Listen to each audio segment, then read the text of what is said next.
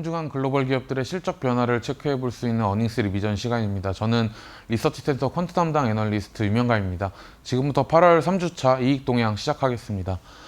먼저 전 세계 주식시장 이익 동향 추이입니다. 지난주와 마찬가지로 선진국의 이익 전망치 상향 조정이 눈에 띕니다. 반면에 신흥국은 계속 부진한 상황이고요. 파란색 막대 그래프를 보시면은 선진국의 12개월 선행 EPS는 한 달간 2.8% 상향 조정했습니다. 반면에 신흥국 12개월 선행 EPS는 0.9% 상향 조정되면서 지난주와 비교해 봤을 때 상향 조정이 둔화가 되고 있는 모습입니다. 국가별로 보시게 되면은 미국이나 유럽, 일본의 이익 전망치는 여전히 긍정적인 모습을 보이고 있습니다.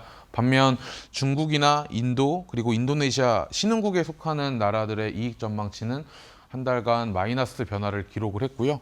신흥국 내에서도 한국이나 대만 그리고 러시아, 브라질 같은 경우에는 12개월 선행 EPS 변화율이 긍정적인 모습을 보이고 있습니다.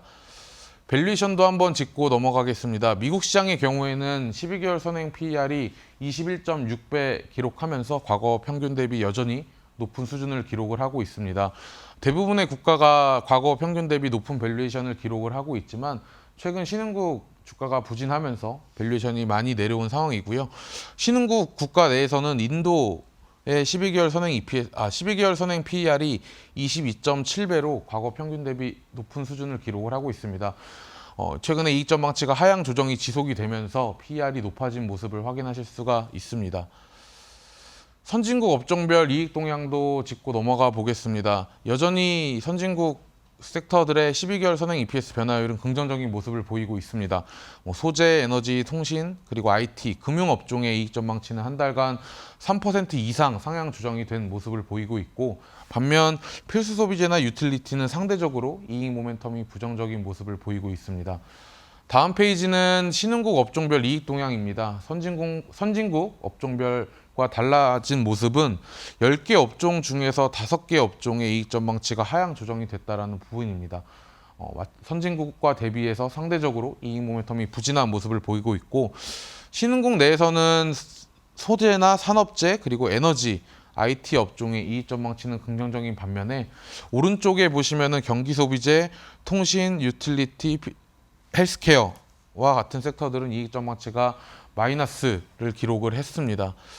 미국 시장 세부 업종별로 한 주간의 이익 전망치 변화도 체크해 보겠습니다. 한 주간 0.1% 상향 조정이 됐고, 철강 업종의 이익 전망치가 크게 상향 조정된 것이 눈에 띕니다. 4.9% 상향 조정이 됐고, 보험, 에너지, 화학 그리고 기계 섹터까지 경기에 민감한 업종들의 이익 전망치가 여전히 긍정적인 모습을 보이고 있습니다.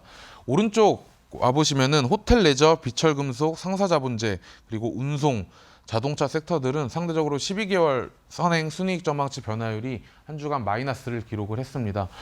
중국 시장도 한번 체크를 해보겠습니다. 미국과는 다르게 마이너스를 기록한 업종들이 많다는 것을 확인하실 수가 있고요. 한 주간 0.2% 하향 조정이 됐습니다. 반도체, 통신 서비스, IT 하드웨어 업종을 제외하고는 20개 업종가량 이익 전망치가 하향 조정이 된 모습을 확인하실 수가 있습니다. 한국 시장으로 넘어가 보겠습니다. 세로축은 주가 상승률 변화고요.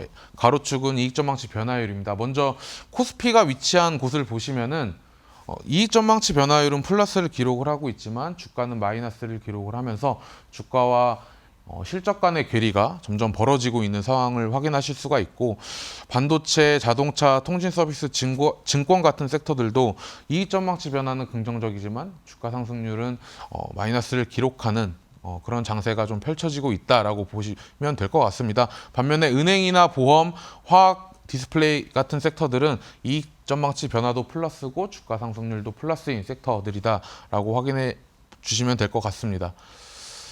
2021년도 한국 주식시장의 순이익 전망치는 169조 원 정도 가량 예상이 되고 있습니다. 한 주간 0.3% 상향 조정이 됐고, 한 달간은 3.6% 상향 조정이 되면서 한국 시장의 이익 전망치 변화도 여전히 긍정적인 모습을 보이고 있습니다. 3분기 순이익 전망치 변화율 같은 경우에는 지난주에는 사실 크게 상향 조정이 됐지만 이번 주에는 큰 변화는 없었습니다. 한 달간 5.1% 상향 조정이 되면서 길게 봤을 때에는 긍정적인 이익 모멘텀을 기록하고 있다라고 확인하실 수가 있지만, 한 주간 3분기나 4분기 순이익 전망치는 크게 변동이 없는 모습을 확인하실 수가 있고, 업종별로 보시면은 뭐 호텔 레저 서비스, 통신 서비스, 그리고 에너지, 증권 같은 섹터들은 이익 전망치가 한 주간 긍정적인 모습을 보였고, 반면에 운송, 미디어, 소매 유통 섹터들은 한 주간 2021년도 순이익 전망치 변화율이 마이너스를 기록을 했습니다. 오늘 준비한 업종은 총 3가지 업종인데요. 첫 번째는 호텔 레저 업종입니다. 여전히 올해 순이익 전망치는 마이너스 0.2조 원 정도로 적자 기록이 예상이 되고 있지만 한 주간 이익 전망치가 크게 상향 조정이 됐습니다. 이익 전망치를 크게 상향시킨 이제 기업을 살펴보시면은 강원랜드가 이익 전망치가 2배 가까이 늘었는데 2분기 실적이 굉장히 부진할 것으로 예상이 됐지만 생각보다 카지노 부분의 매출 회복이 빨라지면서 이 호텔 레저 업종의 이익 전망치 상향 조정을 이끌었다라고 봐주시면 좋을 것 같고, 마찬가지로 파라다이스의 이익 전망치도 상향 조정이 됐습니다. 두 번째로 준비한 업종은 통신 서비스 업종입니다. 통신 서비스 업종도 한 주간 이익 전망치 상향 조정 폭이 큰 업종 중에 하나인데, 뭐 SK텔레콤, KT, LG U+, 세 개의 기업 모두 이익 전망치가 상향 조정이 됐습니다. 5G 보급률 증가에 따라서 무선 통신 부분의 실적이 크게 상향 조정이 된 부분이 눈에 띄고요. SK텔레콤 같은 경우에는 8월 말에 이제 MSCI 리밸런싱이 있는데 외국인 보유 한도 문제로 어쩔 수 없이 이제 외국인이 팔아야 되는 그런 기업이라고 봐주시면 좋을 것 같습니다. 마지막으로 준비한 업종은 소매 유통 업종입니다. 한 주간 이익 전망치가 사실 크게 하향 조정된 업종인데 종목별로 살펴보시면은 롯데쇼핑의 영향이 컸습니다. 2분기 실적이 어닝 쇼크가 나면서 롯데쇼핑의 이익 전망치가 크게 하향 조정이 됐지만, 반면에 신세계, 현대백화점, 현대홈쇼핑 같은 기업들은 이익 전망치가 상향 조정이 됐습니다. 같은 업종 내에서도 종목별로 이익 전망치 변화가 차별화 난다라는 점을 좀 기억을 해주셨으면 좋을 것 같습니다. 지금까지 8월 3주차 이익 동향이었습니다. 감사합니다.